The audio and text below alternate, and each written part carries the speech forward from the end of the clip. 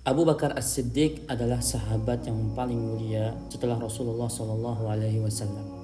Nama aslinya Abdullah bin Abi Quhafah, namun beliau lebih dikenal dengan sebutan Abu Bakar.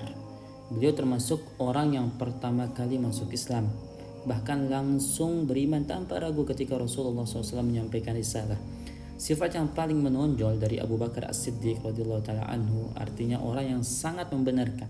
Gelar ini diberikan karena beliau selalu membenarkan Nabi SAW, termasuk ketika banyak orang yang meragukan peristiwa Isra Mi'raj. Abu Bakar berkata, jika Muhammad yang mengatakan, maka aku membenarkannya. Abu Bakar juga terkenal dengan kedermawanannya.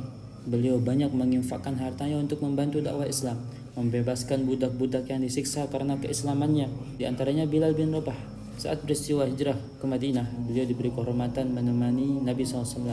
Ketika bersembunyi di Gua Thur, Abu Bakar merasa khawatir musuh melihat mereka. Namun Rasulullah SAW menenangkannya dengan firman Allah SWT, janganlah engkau bersedih, sesungguhnya Allah membersamai kita. Setelah wafatnya Rasulullah SAW, umat Islam hampir goyah. Namun Abu Bakar berdiri tegar dan berkata, barang siapa yang menyembah Muhammad, maka sesungguhnya Muhammad telah wafat, dan barang siapa yang menyembah Allah Subhanahu wa taala, maka sesungguhnya Allah Maha hidup dan tidak akan pernah mati.